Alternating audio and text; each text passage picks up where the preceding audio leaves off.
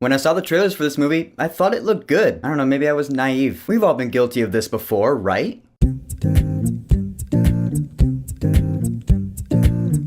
Dark Phoenix. So Dark Phoenix is the very last movie in Fox's X-Men movie franchise, not counting all the spin-offs and stuff, just like the core X-Men ones. And it's pretty much a retake of X-Men 3: The Last Stand, or part of it anyway. The X-Men are a well-oiled machine now, they're known the world over as heroes, but one day when they're doing a space mission, they're rescuing some astronauts from a big accident. Jean Grey gets hit with this solar flare, and now she has this burning power inside her, known as the Phoenix Force, or something like that. And it's this really powerful force, and she can't really control it, and is hurting people she cares about. So now the X-Men have to deal with that. And now we have our last Fox X-Men movie. And yeah, when I saw all the reviews earlier this week and they were like giving this movie terrible ratings, I was like, that's kind of a bummer. Come on, it's the last one. Disney has officially bought out Fox, so at least try to close your franchise out with something good. After seeing this movie, I was like, nah, this movie was just meh. I don't think I actively hate it as much as everyone else, because it wasn't like stupid or anything, but it just wasn't good. It wasn't really impressive at all. Sophie Turner as Jean Grey, she's so hot, man. I'm sorry, I just had to say it. She's fine enough in the role of Jean Grey. I loved her in X-Men Apocalypse, and that's a really good American accent she does. But the problem is how the character was written. Just not good at all. I'll get to that later though. James McAvoy plays Charles Xavier once again, and usually he's really good, and once again it's the way his character was written in this film. I did not like him in this movie. Cause yeah, he was kind of an asshole for repressing Jean Grey's memory. It's common knowledge when you fuck with people, they tend to fuck with you back. And that's usually not a good thing, at least not in this context. And he doesn't even do much about the whole situation. He's just kind of there, dealing with this whole thing. He's just kind of sulking. And you also have Jessica Chastain in this movie. Her character is really stoic to kind of a boring degree. She plays this alien who kind of helps Jean with her new powers, but I was just not interested in her character at all, because she just had no emotion whatsoever. You can be an alien and have emotion. It's okay. I mean, most of the characters are fine, you know? I mean, Magneto's really cool, as always. Scott Summers, aka Cyclops, he's prominent once again because he's the love interest of Jean Grey. My problem was not the characters themselves. My problem was how they were written, because the script is just not good in this movie. And it's funny, when this movie was starting, I knew all the bad reviews going in, so I was going in going, all right, you know, we'll see. At least I'm seeing this for free. And throughout the first 20, maybe even 25 or 30 minutes, I was like, nah, I don't really see anything wrong with it. It's fine, if maybe a little rushed. Again, live action big budget movie, less than 2 hours, red flag, it's gonna feel rushed. And it did. And then I guess half an hour in, the first instance of bad writing happened. And I was like, oh, that's what people are talking about. Because quite a few plot points in this film didn't even make sense. Like Jean Grey, when she's stressed out, she just becomes unreasonably angry. You get the feeling, oh, she's just angry so she can cause another disruption, another panic attack so someone can get hurt or something. But the reasoning behind her attack just didn't make sense. It's like there was no reason for it, or the reason they gave to me just wasn't enough. Like, that's not a valid enough reason for her to just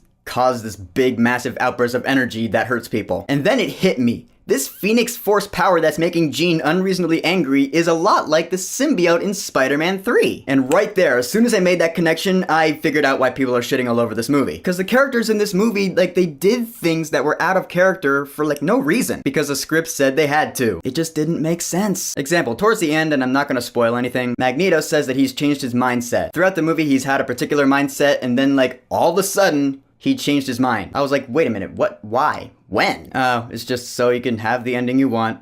Alright, and Quicksilver's hardly in this movie at all. Like, he has no cool standout scenes like he did in Days of Future Past and Apocalypse. No scenes like that in Dark Phoenix. But honest to God, I can't deny that visually, this movie was pretty cool a few times. Like the final action scene, Magneto does some shit. I was like, whoa, that is pretty awesome. I think I actually said that out loud. I was like, that's awesome. Storm does some cool shit, you know? I mean, I feel like most of the budget went into the visual effects and not into the script. But it was the visuals and the acting that kept me from going, this movie's complete shit. And also, get this, Hans Zimmer, you know, the composer. Little side story here, after BVS in 2016, he said he was retiring from the superhero genre. But nope, he's back with the score for this movie. And it was honestly pretty underwhelming. I mean, I love the X-Men theme that was in Days of Future Past and Apocalypse. That John Ottman theme, that theme was completely badass. I missed it a lot in this movie. I mean, Hans Zimmer's Phoenix theme was cool when Jean Grey was on screen, but when she wasn't and I heard the Phoenix theme, it was just boring. I don't know what to say. The score just did not impress me. I'm pretty sure Hans Zimmer's score for Wonder Woman 1984 is gonna be badass though. So yeah, in the end, Dark Phoenix, I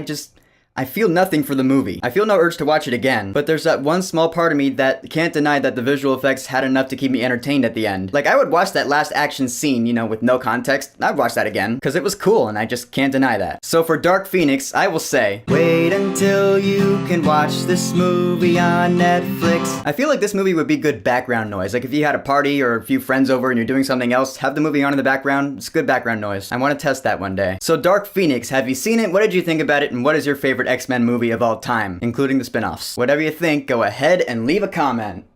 And don't forget to subscribe.